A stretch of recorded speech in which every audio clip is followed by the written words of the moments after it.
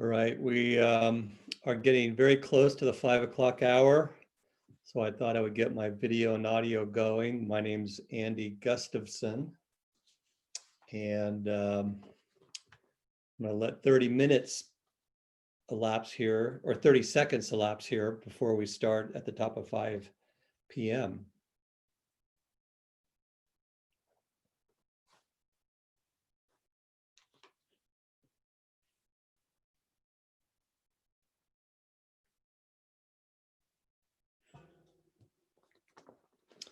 Okay, it's 5 o'clock and I want to welcome you to the zoning administrator meeting of July 22nd. My name is Andy Gustafson and I will be the zoning administrator for this hearing. This is a special zoning administrator meeting for a project that under the Resilient City Ordinance is heard by the zoning administrator instead of having in the past gone to either the planning commission or the design review board. Before I get into the agenda, I do want to acknowledge that we have a recording secretary here who will be helping us navigate through this virtual meeting.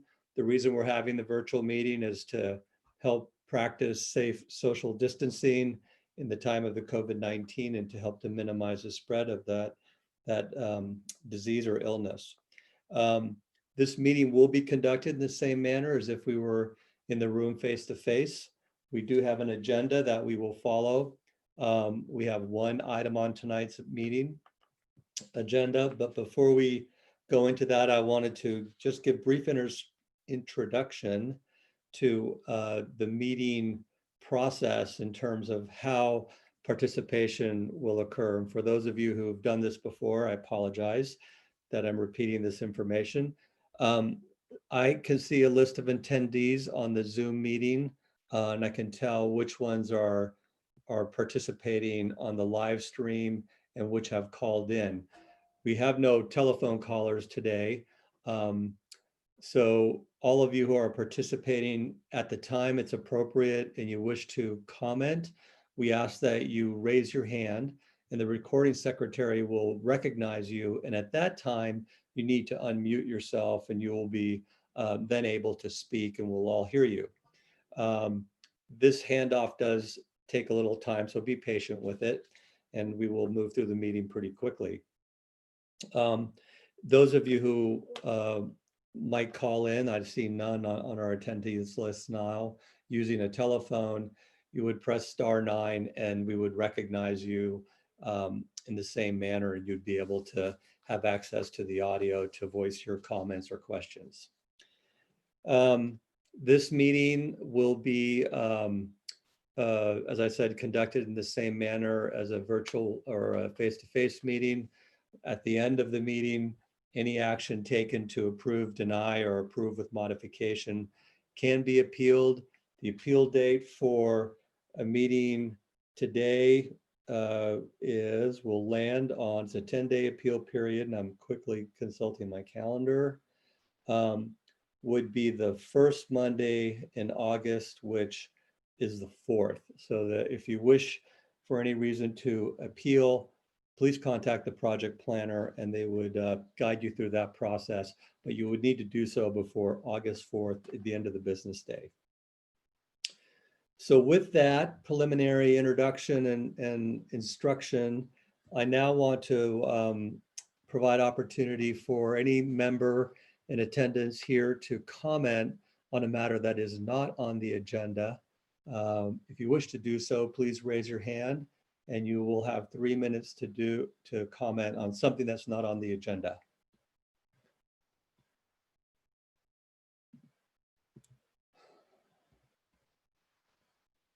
I am looking for any raised hands and I see none. So I will move on to the first item on our agenda, and I apologize, I don't have the agenda in front of me, so I can't introduce it by proper name, but I'm going to pull that up as quick as I can here. Here we go. Thank you, recording secretary. Appreciate that. So the first item is minor design review for 1385 West College Avenue. And it's a project. The project planner is um, Adam Ross, whose name is not on the screen. And I believe that's shared with you now. Adam, if you would please give your staff report or give your presentation, and we can begin the item. Thank you, Mr. Zoning Administrator. I'm just going to share my screen here and get the presentation started. So for me, your audio seems a bit low. I don't know how it is for everyone else listening. Okay, I'll do my best to speak up loud and clear. That sounds better. Thank you. Okay. So I am going to, can you see this full screen for the presentation? Okay, great. So again, my name is Adam Ross. I'm the project planner for the West College Apartments. The address is 1385 West College Avenue. I'm a city planner, project planner. So a bit about the project description. It's a 117 unit market rate multifamily project. It's 4.5% of the market rate units identified in the regional housing needs assessment and housing action plan goal. So as you can see on the screen, there's certain amounts that they've put towards what the city, the total of 5,000 units by 2022. This is 4.5% of the 2,550 units for market rate units that the city has been identified to set the goal as. A bit of the project description. It's a multifamily residential that's otherwise known as apartments. 3 stories. It's spread throughout 6 buildings, 117 units. There are 182 parking spaces proposed. It's a mix of covered and uncovered.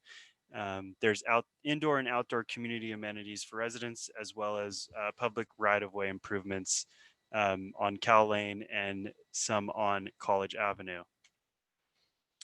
Bit of the project history. On October 2nd, 2019, a pre-application neighborhood meeting was held. November 7th, a concept design was held. Design review board concept review was held. And then again on December 19th, that was at the request of the design review board, which the applicant team obliged. January 16th, the formal application was submitted. And on April 30th, the application was deemed complete. Here's an aerial overview. That north arrow is actually incorrect. It should be pointing to the right. This is Cal Lane, as you see Manhattan Way, but it's off of College Avenue. So here's some existing street images of the site. So you have an older home and an older walnut tree grove. The general plan and zoning, the general plan land use designation is medium high density residential, which allows 30 units per acre. And the zoning is R330 SA. That's for multifamily up to 30 units per acre. So it matches the general plan density of 30 units per acre. And SA is station area. So this is within the North Santa Rosa Station area specific plan. Also a priority development area. So at just the normal zoning, that's multifamily is allowed by right. The density is 117 units per acre, which is right at the max density allowed for this site. So within that, it meets those standards and implements the general plan and complies with zoning code.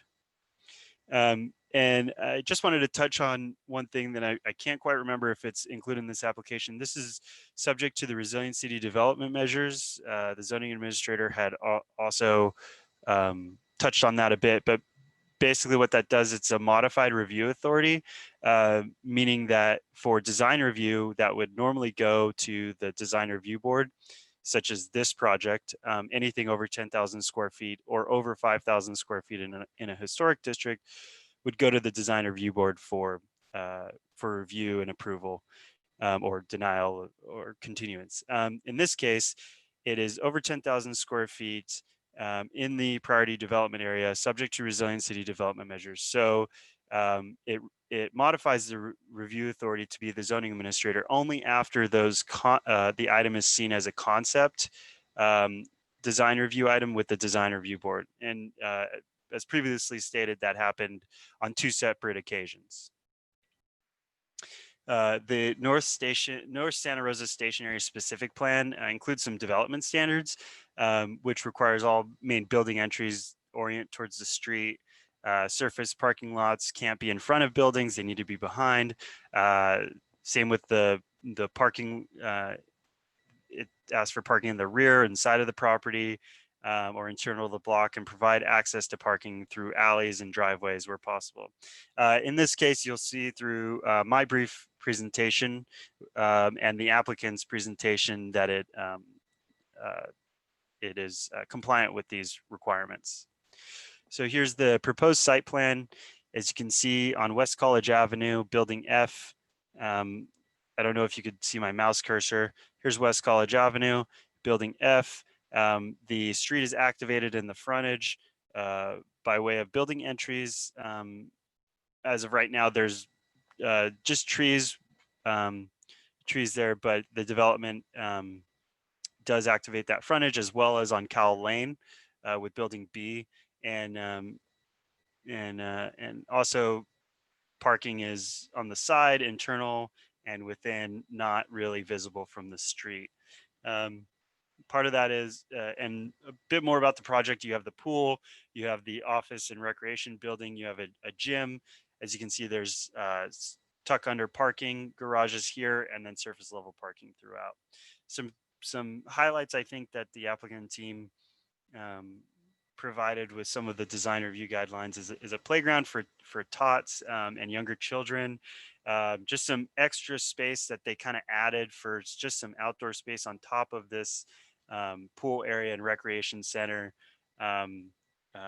for the project site, rather than just leave it as a parking structure, or I'm sorry, a parking area.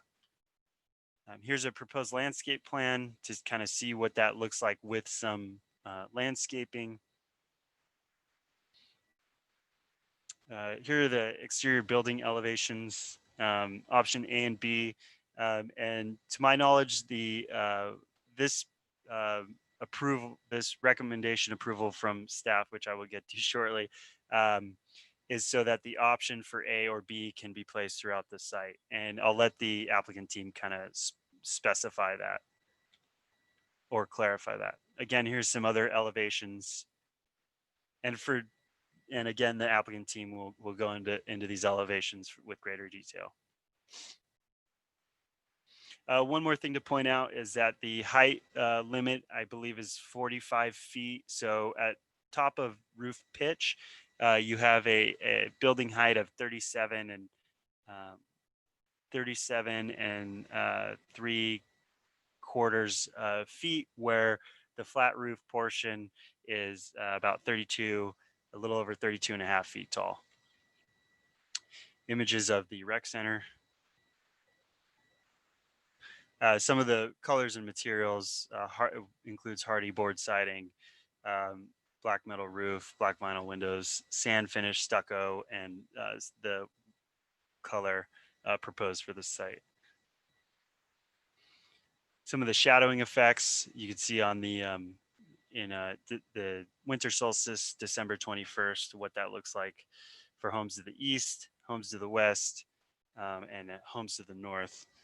Part of it is this for about 30 minutes on December 21st, there is some sunlight from the pitch going to hit the top of I believe that's the garage of the house. But after that, it's no longer as you see, the top point goes down, and it's no longer affecting that northern property.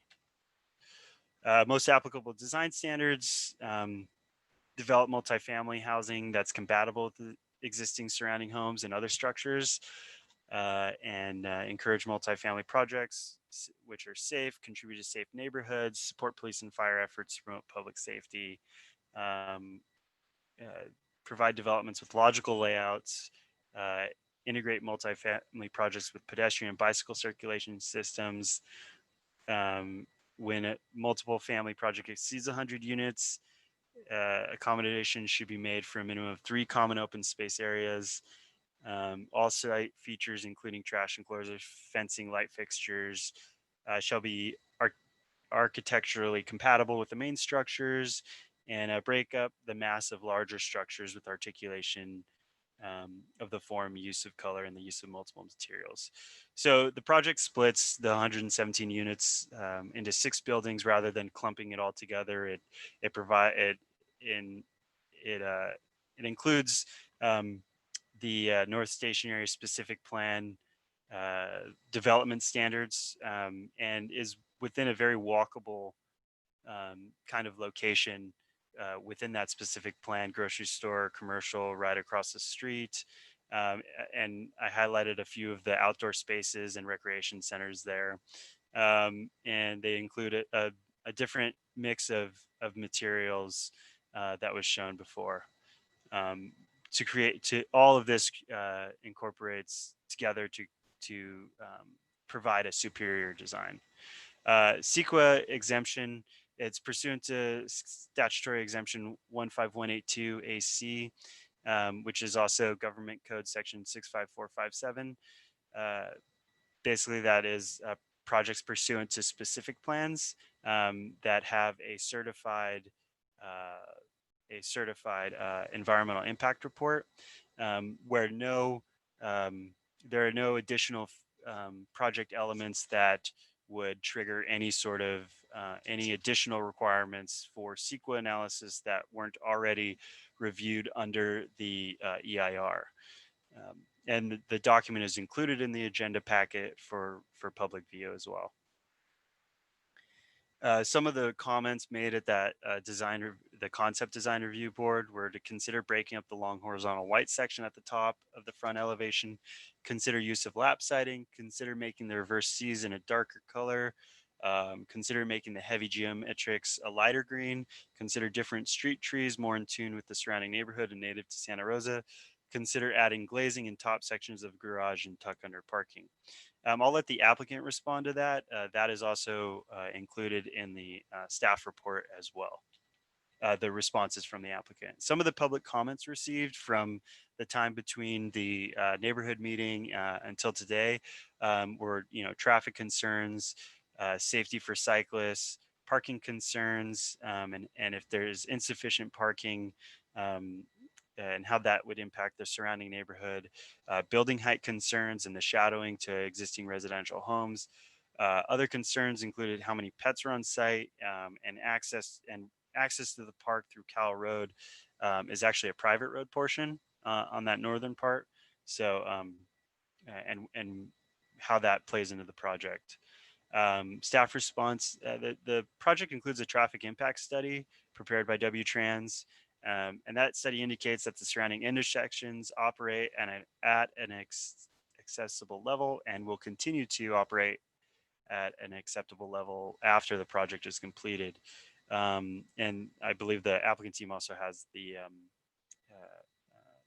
their traffic engineer in this on their team, ready to speak to any questions on top of that.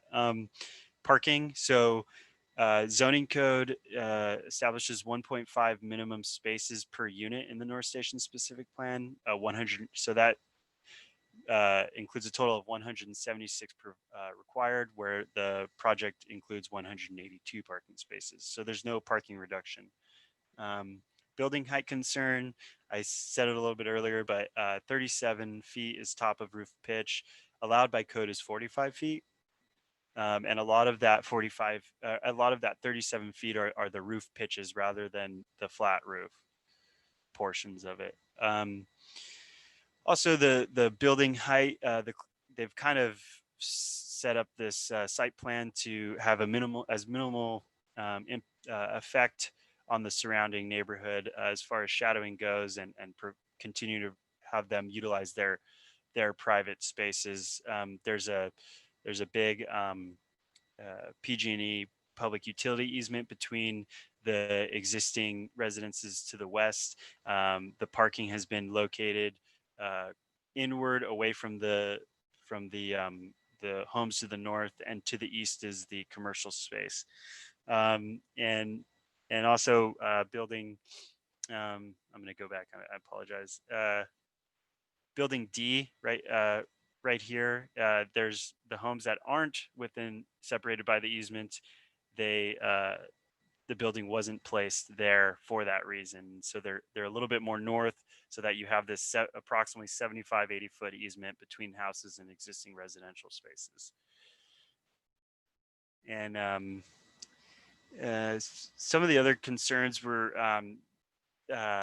for pets allowed on site. That's managed by the property management and the private road portion of COWL. This project only includes public improvements to right of way that fronts the property. It doesn't go onto anyone else's property, and no access to the park is proposed.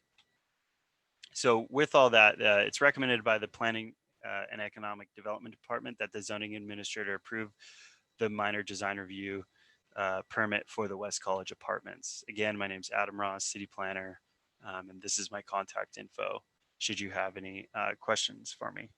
I will also be the one sharing the applicant presentation. Thank you, Adam, for your presentation. And I just wanted to clarify, this proposal does not involve a density bonus, nor does it request concessions under the density bonus law for any development standard. It fully meets the city's development standard requirements for that site.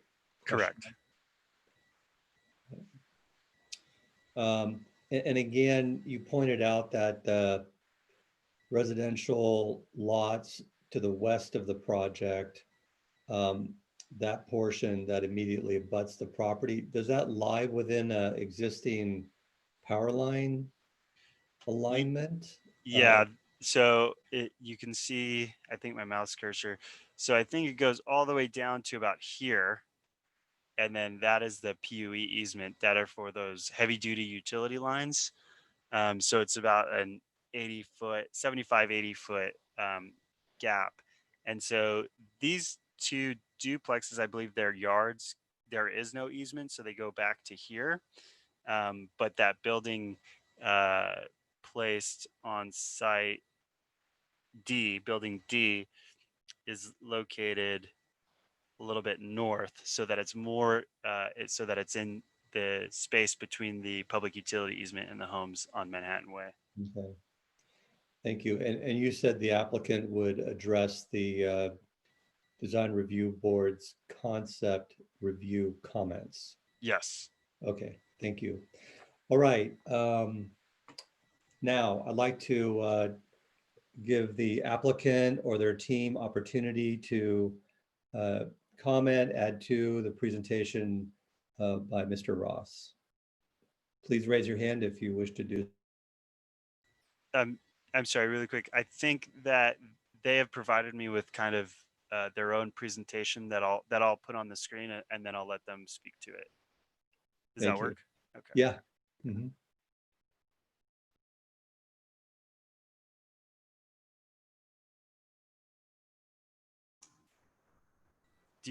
Can everyone see this?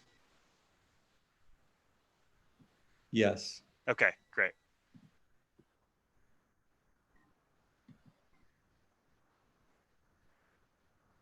All right, I see Miss Tina Wallace has her hand raised. If we could recognize her, but we also have Kurt McKinley, who's currently able to speak. The two of you, why don't you work out who goes first? So, Andy, I believe Tina is a member of the public, and correct me if I'm wrong, but she told me earlier when we were doing sound checks that she was a member of the public. and I don't believe she's a member of the applicant team. If that's the case, Ms. Wallace, could you please lower your hand and you'll be given opportunity to raise it during the public comment period. This part of the meeting is reserved for the applicant team to follow on with the project planner's presentation. Thank you.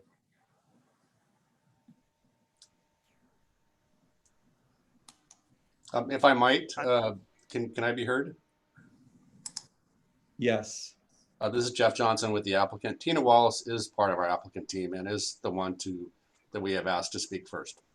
Okay, thank you for that clarification. Thank you. Good evening. This is Tina Wallace. Can you hear me? Yes, yes. Thank you very much. This is Tina Wallace. I'm Land Use Counsel for the applicant, McKellar-McGowan. We want to start by thanking staff for their professionalism in processing this application and also for helping everybody, staff, the applicant team, and the public get ushered into the Zoom era of public hearings. So thank you very much. We're here tonight to do our minor design review hearing, and we ask that you follow staff's recommendation and approve a minor design review for the multifamily residential development. As Mr. Adams or Mr. Ross said, and as was set forth in the staff report, this application has a statutory exemption from CEQA under Government Code Section 65457. That is a statutory exemption, and as I think many of us know, statutory exemptions are absolute. The applicant is committed to the Santa Rosa community and to helping be a participant in resolving our housing crisis. The applicant team is working on this particular applicant, is working on multiple sites in the local community and looks forward to becoming a valued and contributing member of our community.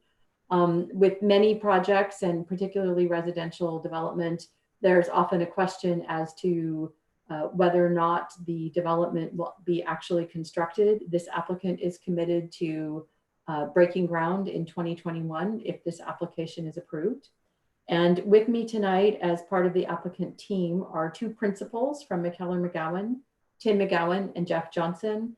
And we also have the following project team members present and available to answer any questions on their respective disciplines.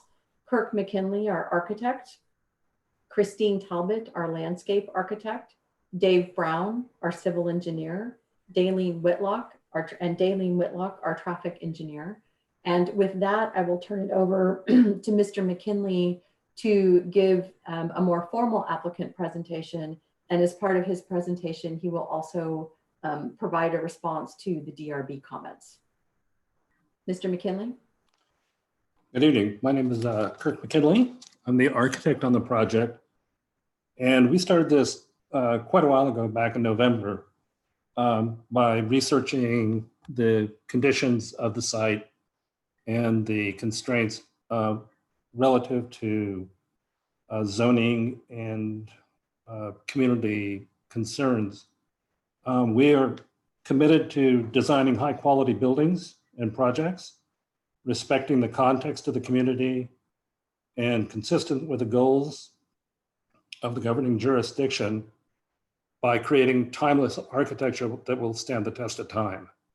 Initially, when we started this project, before we even considered making a submittal, we got a hold of the city and talked to the planner, Adam Ross, and have passed by several preliminary site plan concepts to him. And he has been concerned about addressing the goals of the station area and integrating those ideas into the plan, which we did through several iterations of telephone meetings and by providing site plans and comments on the site plans and going a lot of back and forth, which was very helpful in the process so that when we actually made the submittal, a lot of the site plan issues had been resolved and were in conformance and met the goals of the station area. Excuse me. In our initial design, meeting, we had 2 meetings with the design review board. In our initial meeting, our package of drawings did not contain as many drawings as the design board would have liked, but we did present the design, and it was the buildings were 3-story in nature, very similar to what you see here, but they had a much more modern concept to them and a much more edgy look to them, which was a concern of the design review board. And they also didn't have enough information because we hadn't yet got around to full walk around elevations on the project to give them a taste of what the backs and the sides of the buildings were. The community also had that same concern about the buildings being too contemporary in character.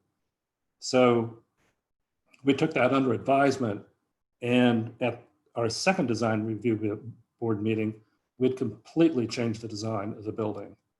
And we had integrated more residential features such as those that you see in the rendering in front of you right now. We added some sloped roof features. We did more color blocking. We softened the colors of the building and minimized the breakup of the building to create smaller elements of the building, and it was received very well. We also showed them all the walk-around elevations of the building, the color variations that we have from building to building. We discussed the recreation building and the concept of expanding not only from the recreation building, but into the adjacent building to expand the uses of the recreational element, which was all received quite well. And in fact, at the second meeting, we got some feedback from the community as well. And after the meeting, several of the community members came up to me and the other representatives of the team and thanked us for creating this softer residential character in the building. And they really appreciated the fact that we listened to them. So we actually did a lot of this process through the planner, through the community, through the first design review. And then through the second design review, we got some comments back from the city, or not from the city, but from the design review board, which I'd like to go through in a little bit more information so that you can understand our comments. So if we could go to that slide that presented the comments, I believe it was in the staff report.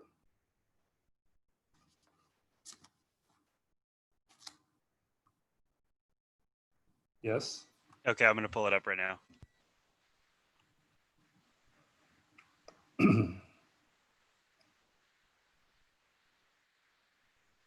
Adam, I think we can use the rendering in the staff report and the comments to address any of the other questions or the other presentation that I'm going to have on this project.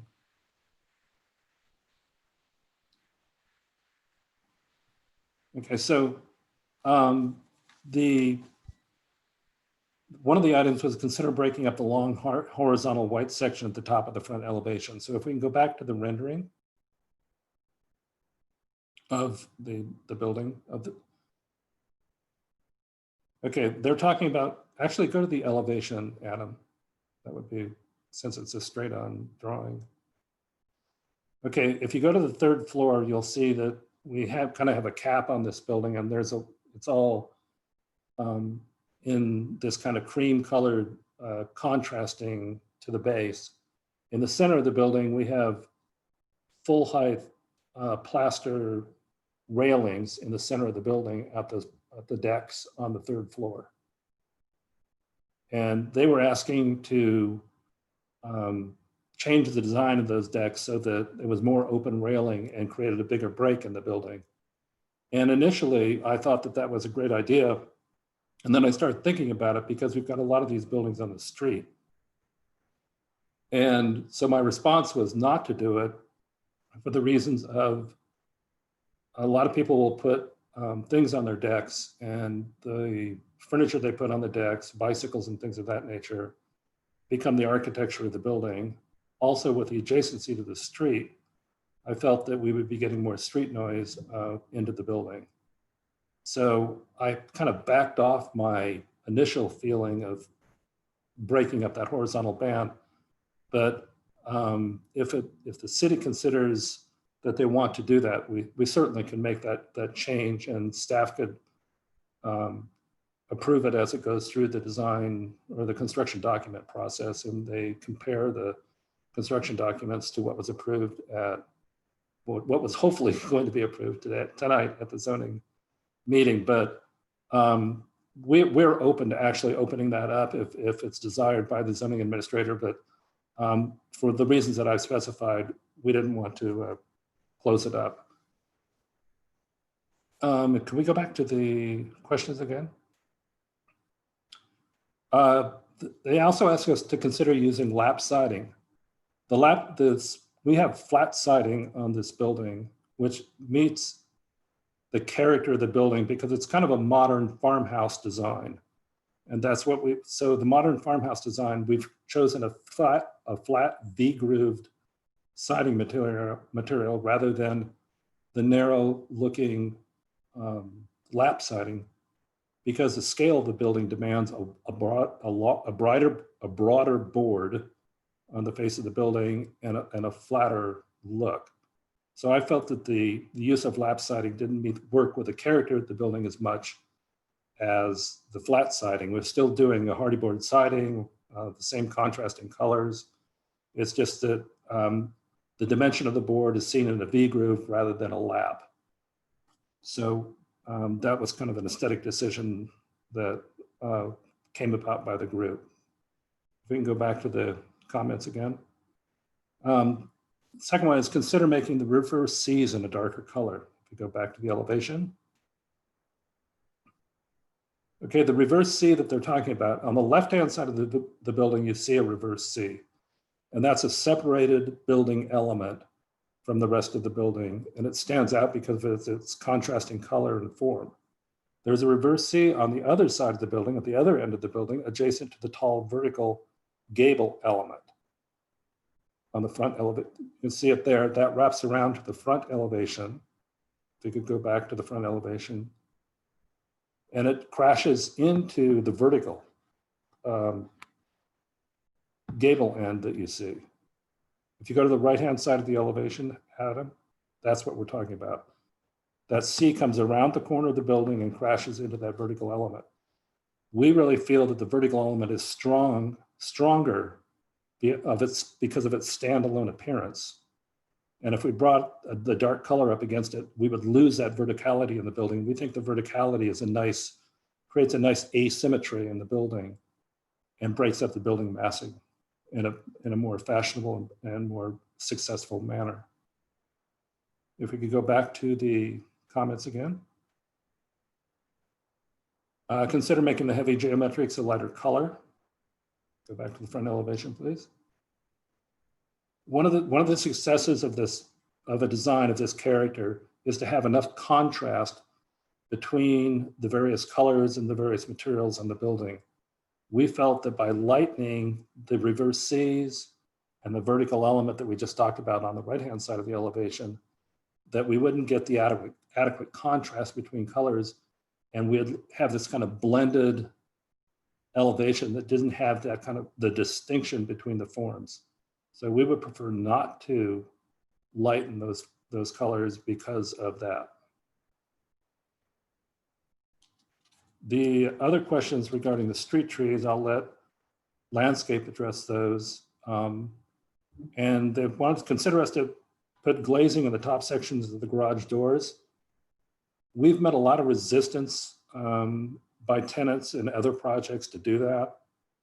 And if there was a concern that the garages not be used for storage, and the glass window would give kind of a surveillance methodology for confirming that.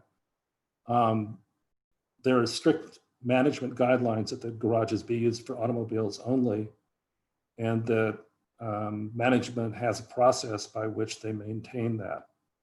These garages actually are 26 feet deep. So there is a storage area in the front of the cars of 6 feet that will allow for storage of bicycles and paraphernalia other than, like workbenches and things like that. So these aren't just 20 by 20 garages with minimal distance. So we would prefer not to put the glazing in the garage doors for that reason. I'm going to keep this presentation kind of brief because I think that Adam has given a good overview of the overall project. We've maintained the architectural styles of the buildings around all 3 elevations, other than all 4 elevations. And you can see that we've got the color breakup, the materials that we have on the front elevation. We've got them on the sides elevation. We've got them on the rear elevation. And I think Adam might have in his file a colored elevation of the rear elevation, but that we provided. But all the colors that you see on the side elevations above you are reflected on the back elevation. In fact, you can even see that dominant vertical element that really breaks up a lot of the massing of the building is on the back elevation as well. So this is 4-sided architecture. It's a very attractive building. It's got a timeless design.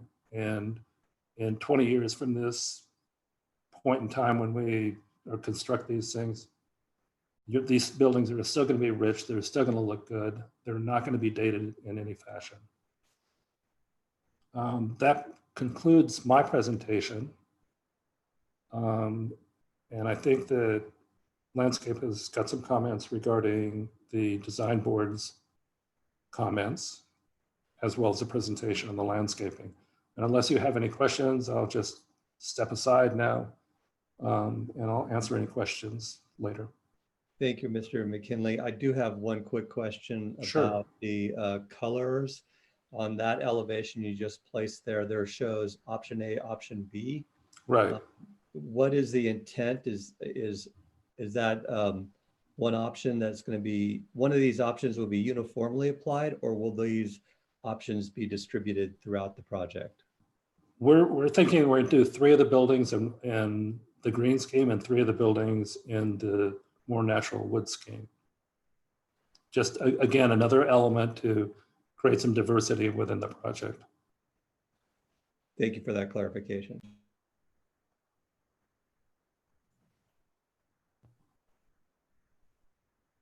Hi, this is Christine Talbot from Quadriga. Do I need to raise my hand or may I proceed? You may proceed. We hear you well. Okay, thank you.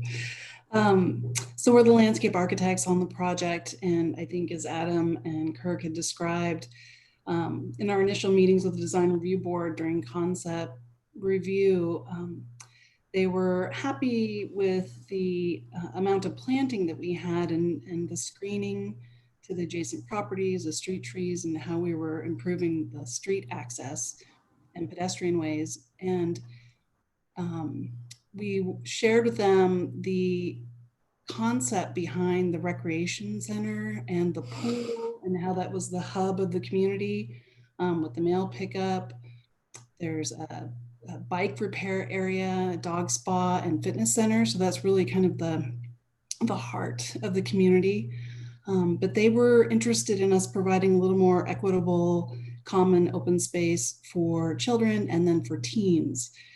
So because we had a little more parking at that time, we were able to reduce and remove a few parking spaces and expand our open space to include a screened children's play area, providing some shade and seating and separation from traffic and a quieter part of the community. And we also provided a teen outdoor game table space adjacent to the bike repair and the recreation building, so that it's visible and by adults, but it's a little bit separated and provides a little anonymity for some of the teens to use, maybe if they don't have supervision. So those were some of the improvements that we made through design reviews, recommendations. We also incorporated some additional tree planting areas and adjacent to the entries to the buildings at the back of the garages to create a little bit of extra greenery and space to stop as you're exiting your vehicle and going to your house. I think in relation to the comment about providing a different species of tree for the street tree selection, we selected trees based on kind of an outdated street tree program from the city, and we're happy to work with park staff to come up with a better street tree for both West College and Cowell. We've recommended a couple species, but I think, you know, working through the permitting process will like to have some input on that. And I think some of the other unique elements maybe to point out are, as this area was, you know, a historic kind of walnut tree orchard, we're looking for opportunities to take some of that wood and mill it and incorporate it in some of the outdoor spaces. So that's something special, I think, that will add a lot of character to this community.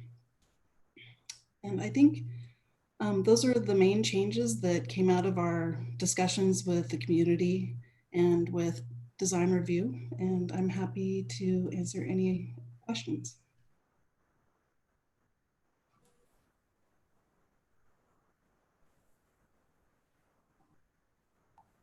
Sorry, trying to unmute myself here.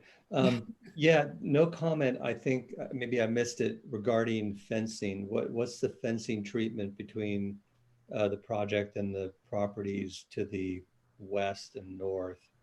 And is there any fencing on the street sides, both the public street and the private street? Right, yeah, so no fencing on, well, let me step back. So there is solid fencing, 6-foot fencing along both the north and the west side. Right now, we're looking at a vinyl fence product. There will be screening, there'll be a wall, a 6-foot wall around the pool, around 2 sides of the pool, and then open fencing on the residential side of the pool. But there will not be fencing at the street edge in general.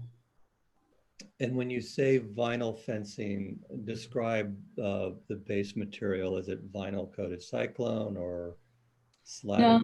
Or we're looking for like a board pattern, so it would look like a you know, a board fence, a board on board, only in a vinyl material for longevity. okay, and that would be on the again on the west and north sides of the project? That's correct. Okay, thank you. If anyone else wishes from your team to comment, please raise your hand and we will recognize you.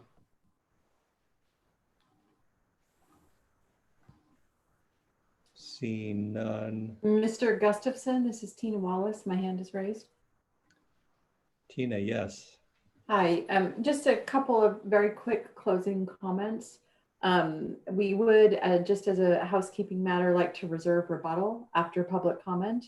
And finally, we again respectfully request that the zoning administrator approve the minor design review application for this project so that we can move forward. We are happy to answer any questions that you have now or during rebuttal. Thank you.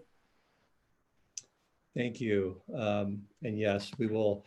Well, this is a formal meeting. We do by nature in zoning administrator meetings allow for discussion. So, and then we are a small group. So I would certainly allow for that opportunity for rebuttal for public comment.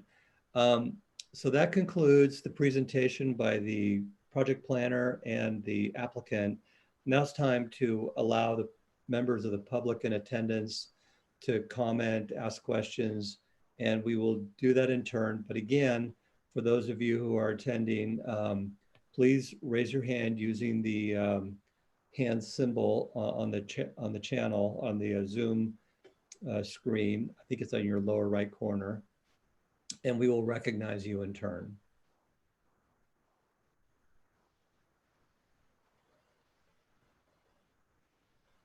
Okay, I'm not seeing, I'm going to give some more time for those of you who wish to comment to raise your hands.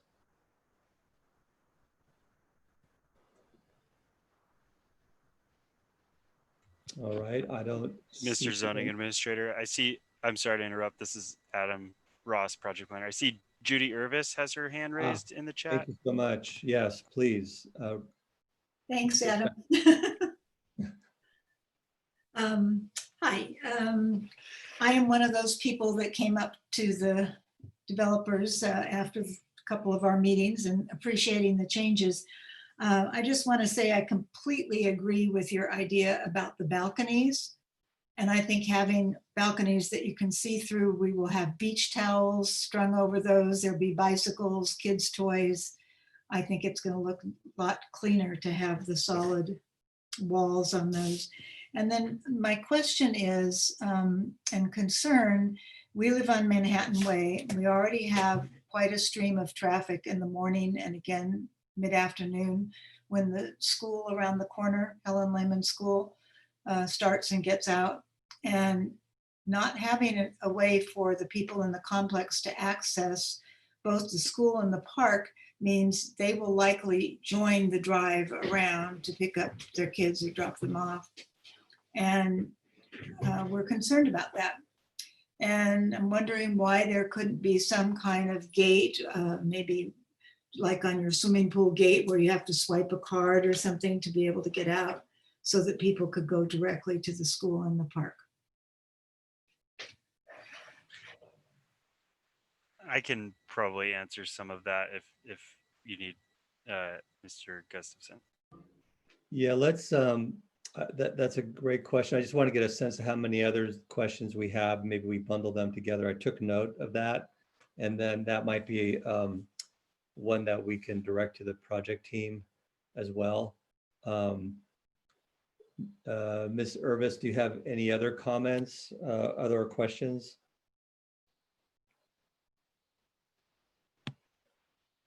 Can't unmute. Oh, there I go. All right. My husband's sitting right here with me and he has a question Hello, about everybody.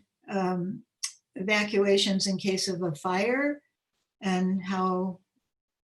My concern is, let me just jump in here real quick. Given the speed of traffic on West College at times, people are going to be making left and right-hand turns into the southern end of the development, if I understand what I saw in the drawings. How are the lanes going to be managed for left turn only and right turn only into that without creating traffic jams, either going east on West College or west on West College during the mornings and the evenings? We also had a thing about fire. Yeah. That's it. We're good. Thanks. Thank you.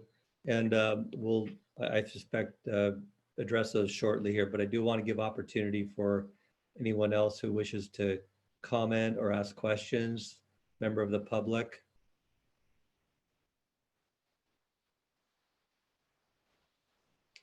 I'm scanning the list and seeing none. Can the recording secretary confirm that we have no additional comments requested? I don't see any other hand. Oh, Judy just raised her hand once more.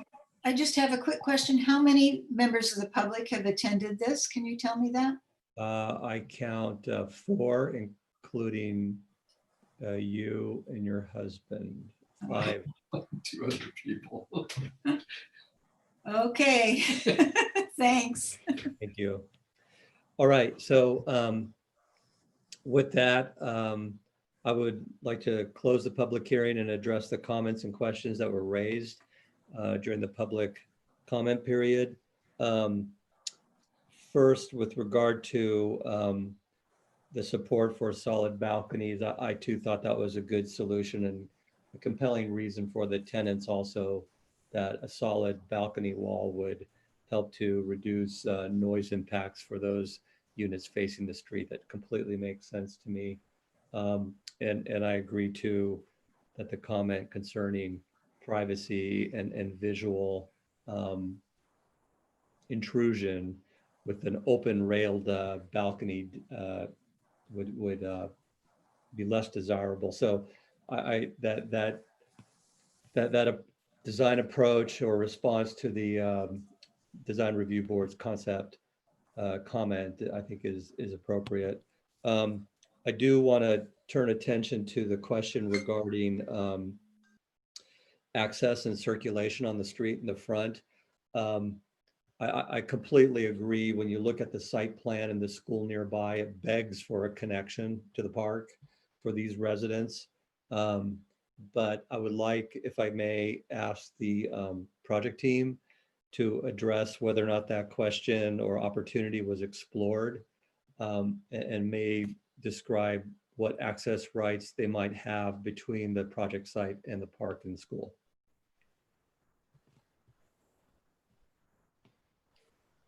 This is Tina Wallace. May I proceed? Yes. And I'm actually going to ask Mr. Brown, Dave Brown, our civil engineer from Adobe Associates, to respond to that question.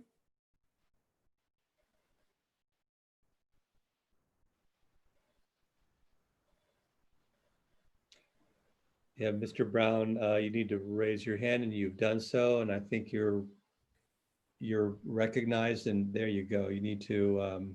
Can you hear me? Yep, we got you. Okay, good. Yeah, there is right of way on Cowell that was dedicated all the way to the park. There currently is not a connection at the end of Cowell. There is access to the park through the backside of the shopping center across the street or off of Clover Lane, which is on the east side of the park.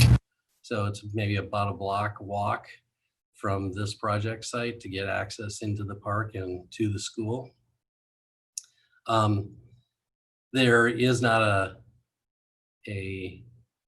ADA compliant accessible path to the park within that public right of way. And so that would not need to be improved, and you couldn't do it through the neighboring market across the street.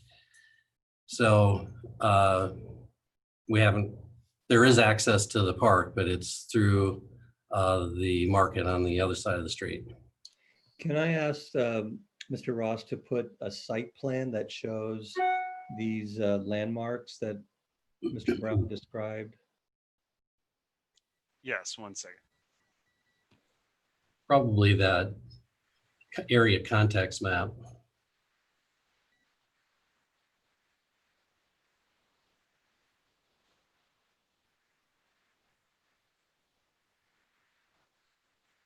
And while he's doing that, so did the project team actually explore with the property owner or I guess it would be a city park or the school for that access? Or was it not considered in detail? Originally, there was discussion with Parks and a rec about providing access to that park directly on Cowell. But there wasn't a nexus from engineering to require that as a part of the project. Currently, if you go across the street and along the westerly side of the existing Safeway store and around the back side, there's a parking lot back there which has direct access to the park. And then at the end of Clover Lane, which is that little cul-de-sac just north of the parking lot, there's also direct access to the park.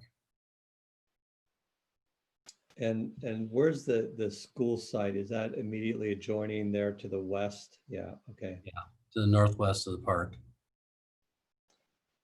All right, well, thank you for clarifying that there is existing access. It not seeing more than the aerial in front of me.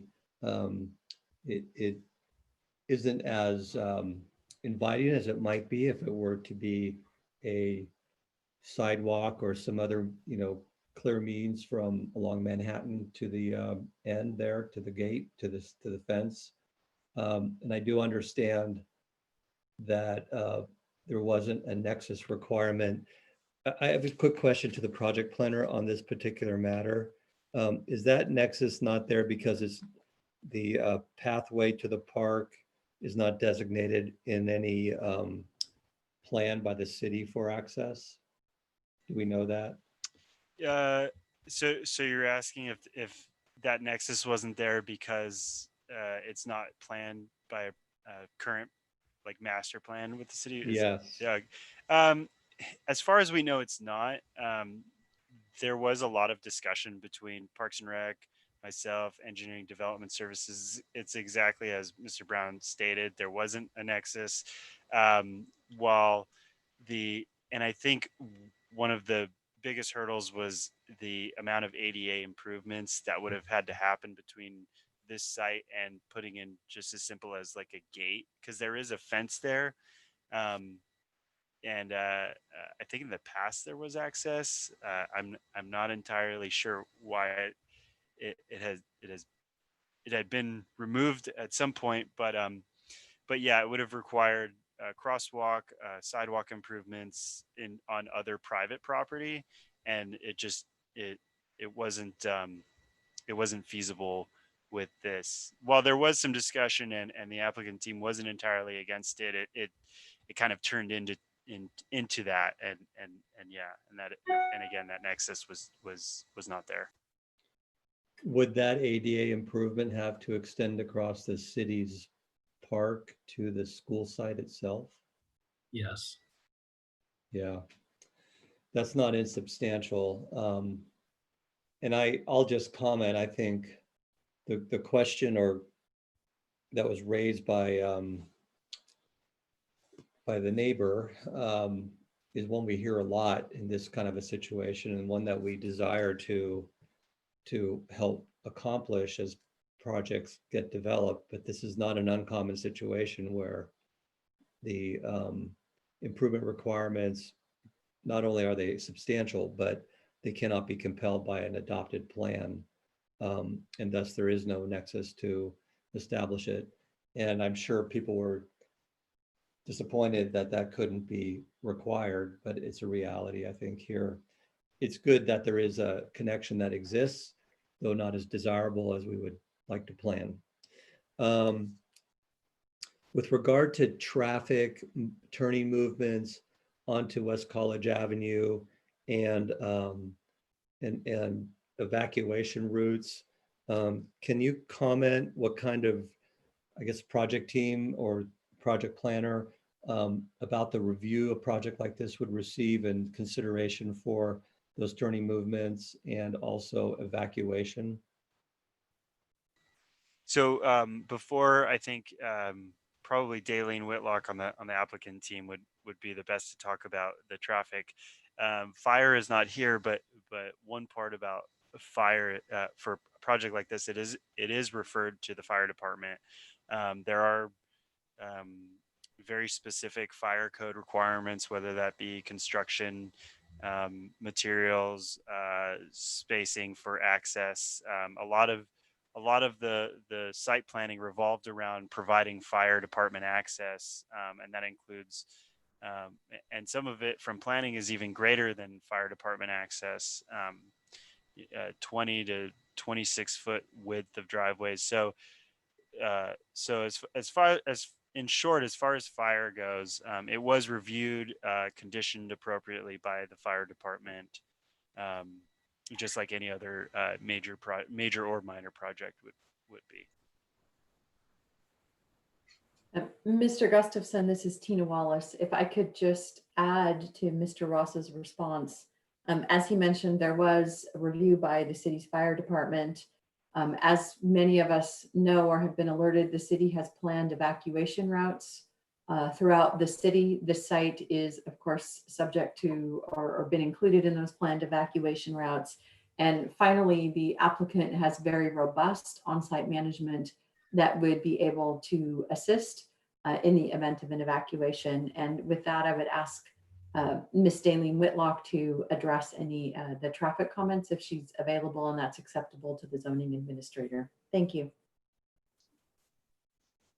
Thank you very much for that comment. And Ms. Whitlock? Good evening. My name is Daleen Whitlock. I'm a principal at W-Trans and assisted on this project.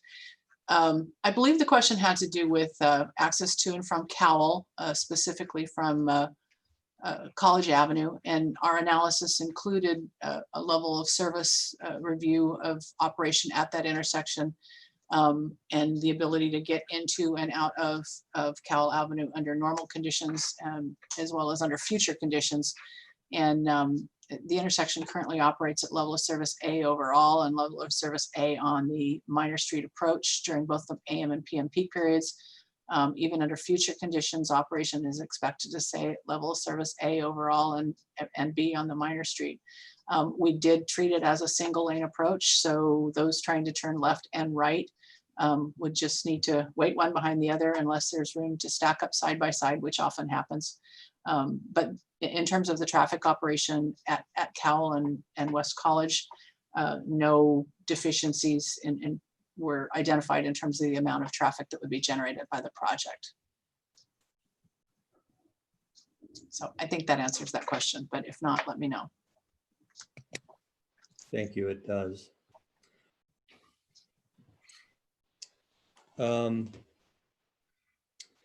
So I would like to kind of wrap up. I mean, I think we've had a very complete presentation by the project planner and the applicant team. I very much appreciated the response to the design review concept plan comments. It shows thoughtfulness in the approach to the building. It tells me too that this was not just a pro forma type project, that it was really considerate of the setting in which it's located. It is a pretty unique location, and I'm very excited about this type of project coming forward. The location is going to be very much supported by transit and also services that the households living in the project will be able to use on a daily basis. It's very connected in that regard. It is too bad that it can't connect to the park, but I'm heartened that there is a connection. And I hope that in time, the compelling desire of people to go to the park and certainly the need to go to school is going to maybe change that circumstance, that improve that connection in the future. And what's really to me heartening too is that this project delivers housing in a way that's completely within the envelope of the city's development standards, meaning height, parking, and the number of units that is called for by the general plan. It's while we always want to see more units, it's really great to see that this one can fit comfortably on the site. I think a lot of it has to do with the fact that we've got commercial on the east, we got arterial on the south, and then we have this fortunate utility corridor that lies to the west and helps to create a step back or a separation from the adjoining residential neighborhood. So this is a really great design, great setting. I truly hope the comment at the front made by Ms. Wallace is that this is a project-ready developer. We're not just looking at concept, we're going to be seeing reality of these buildings coming out of the ground. So I have, if I may, ask the recording secretary to put the resolution on the share screen. I just want to use it as a way to state the final action.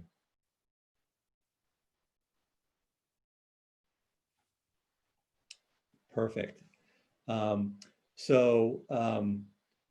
If you would give me a full page view, I would like to reference the findings that are made here.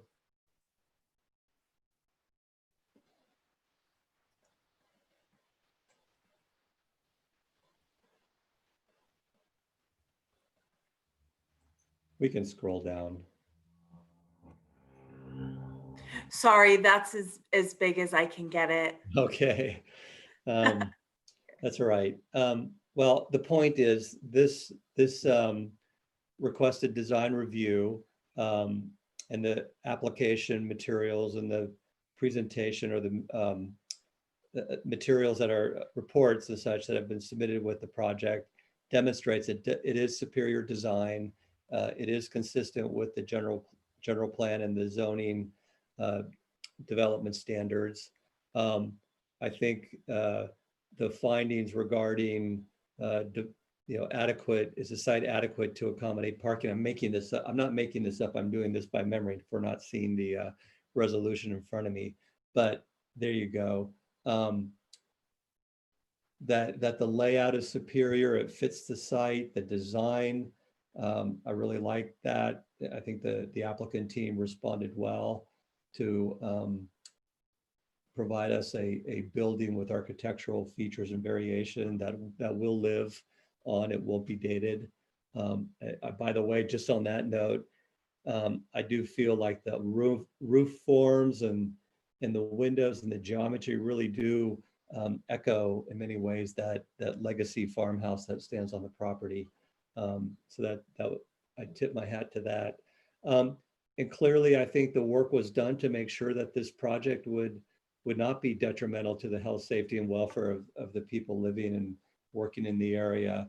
We do have a traffic analysis shows that safe entry and exit of the property will work well. Fire department did evaluate the project for purposes of fire safety and including evacuation.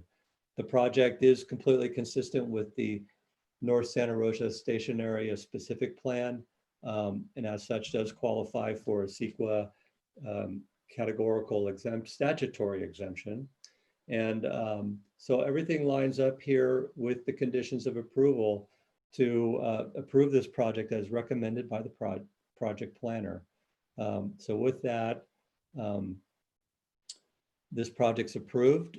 Should any member of the public or aggrieved party wish to appeal, the end of the 10-day appeal period, correct me if I'm wrong, I think it's August 3rd or August 2nd. It's the Monday. I'll go back to my calendar so I don't misstate this.